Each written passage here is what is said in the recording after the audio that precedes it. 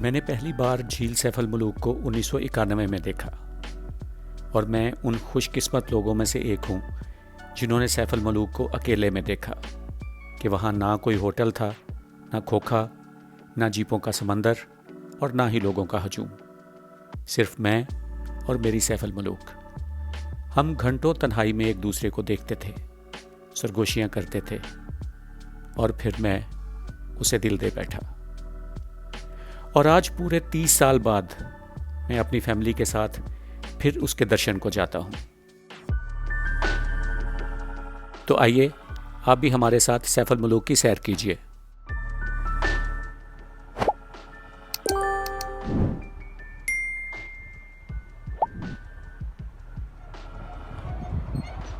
वादी कगान बिलाशुबा पाकिस्तान के हसीन तरीन इलाकों में से एक है और नारान शहर से 8 किलोमीटर की दूरी पर वाक़या झील सैफ अल मलूक इस वादी का ताज है। नारान जाएं और सैफ अल मलूक पर ना जाएं, ये कैसे हो सकता है?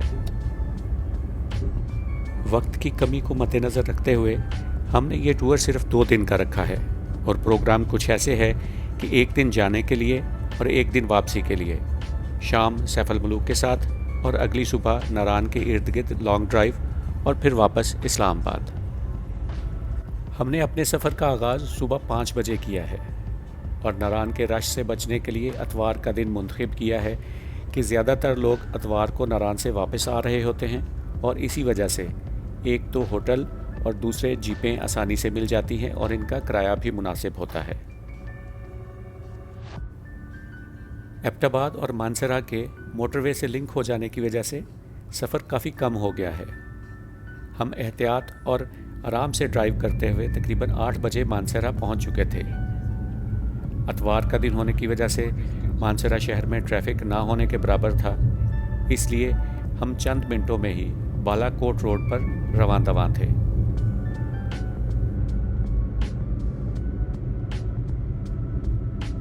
बालाकोट ही वो मुकाम है जहां आप नारान जाते हुए पहली दफ़ा दरियाए कुनहार के करीब आते हैं और इसके दिल फरेब नज़ारों से लुत्फ़अंदोज़ होते हैं। तो हमने भी इस खूबसूरत मकाम पर दरिया के किनारे बैठकर नाश्ता किया और गर्मा गर्म चाय पीने के बाद अपने सफ़र का दोबारा आगाज़ किया।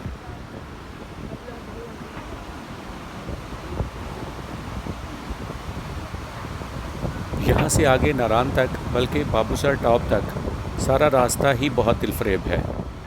जगह जगह खूबसूरत और बुलंदो बाला आबशारें हैं और चीड़ और देवदार के घने दरख्तों से ढके आसमान से बातें करते खूबसूरत पहाड़ आपको अपनी गिरफ्त में लिए रखते हैं। ये सारे नज़ारे इतने खूबसूरत हैं कि हम बार बार गाड़ी रोककर इस वादी की खूबसूरती का नज़ारा करने बैठ जाते हैं और मनाज़र को तस्वीरों और वीडियोज़ की शक्ल में महफूज करने लगते हैं।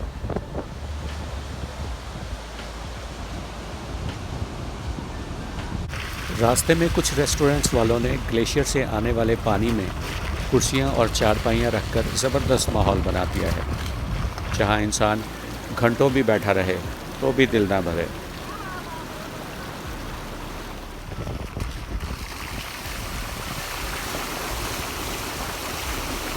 इन्हीं नज़ारों से लुत्फ़अंदोज़ होते होते हम दोपहर 1 बजे के करीब नारान पहुंच चुके थे और अपना सामान होटल में मुंतकिल करने और फ्रेश होने के बाद तकरीबन 2:30 बजे जीप में बैठे झील सैफ अल मलूक की तरफ रवां दवां थे।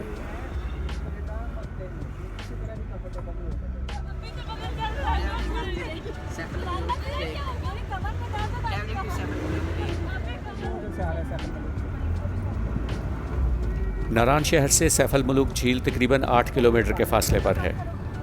इसका रास्ता झील से आने वाले नाले के साथ साथ बुलंद होता जाता है। बहुत ज़्यादा चढ़ाई और रास्ते की खस्ता हाली की वजह से ये 8 किलोमीटर का जीप पर सफ़र 1 घंटे में तय हो पाता है। शुरू का कुछ हिस्सा तो पुख्ता सड़क है, मगर कुछ देर में ही कच्चा रास्ता शुरू हो जाता है, जिस पर पत्थर, बर्फ़ और कीचड़ इसे मुश्किल और ख़तरनाक बनाते हैं। इस रास्ते पर आपको बहुत सारे बाइकर्स भी मिलते हैं। मैंने ख़ुद भी कुछ अर्सा पहले नारान से सैफ अल मलूक का सफ़र अपनी सुजुकी 150 पर किया था, जिसका व्लॉग अलग से मेरे चैनल पर मौजूद है, जो कि आप देख भी सकते हैं।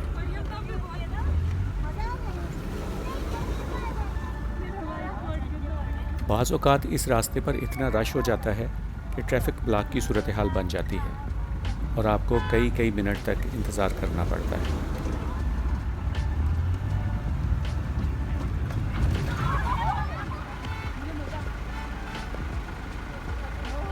सीज़न के शुरू में इस रोड पर तकरीबन 2 से 3 मुकामात पर आपको ग्लेशियर क्रॉस करना पड़ता है, जिसके लिए 4x4 जीप ही काम आती है। ऐसी सूरत में मुनासिब यही है कि किसी मुकामी जीप वाले को हायर कर लिया जाए और अपनी गाड़ी पर यह सफ़र करने का रिस्क ना लिया जाए। इस पहाड़ी रास्ते के मोड़ मुड़ते और चढ़ाइयाँ चढ़ते आप कुछ देर में सैफल मुलूक व्यू पॉइंट पर पहुंच जाते हैं, जहां से कभी सिर्फ सैफल मुलूक नज़र आती थी, मगर अब होटलों, ढाबों और दुकानों का एक जंगल भी नज़र आता है, जिसके साथ सैकड़ों जीपों का समंदर भी दिखाई देता है।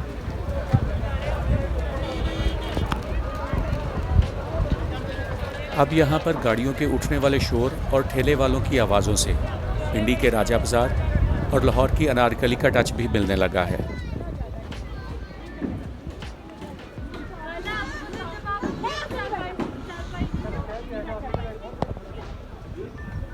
काफ़ी सालों से झील के किनारे एक मस्जिद भी ज़ेर तामीर है और कुछ हजरात इसके लिए बाकायदा चंदा मांगते हुए भी नज़र आते हैं, मगर इतने सालों के चंदे के बावजूद मस्जिद की दीवारें 2 फुट से ऊंची नहीं हो सकी।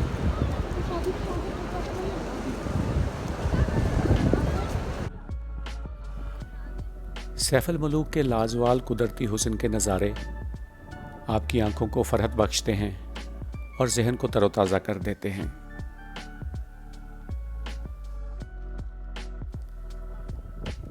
झील के किनारे महकमा जंगलात का खूबसूरत और कदीम रेस्ट हाउस है, जो झील के हुस्न को 4 चांद लगाता है। मगर अब वक्त के हाथों ये रेस्ट हाउस भी टूट फूट का शिकार है और मुरम्मत और मुनासिब देखभाल का मतकाजी है। टूरिज़्म डिपार्टमेंट को चाहिए कि इस रेस्ट हाउस को रेनोवेट करे और एक शानदार रेस्टोरेंट बना दे, जिससे ना सिर्फ सियाहों को बेहतर सहूलियात मिलेंगी बल्कि डिपार्टमेंट की आमदनी में भी इजाफा होगा। पाकिस्तान में सियाहत का फ़रोग़ बहुत खुशाइंद है, मगर सैफल मुलूक जैसे खूबसूरत और दिलकश मुकामात को साफ़ और अपनी अगली नस्लों के लिए महफूज रखना भी हमारी ही जिम्मेदारी है। अपना और पाकिस्तान का बहुत ख्याल रखिए। अल्लाह हाफ़िज़।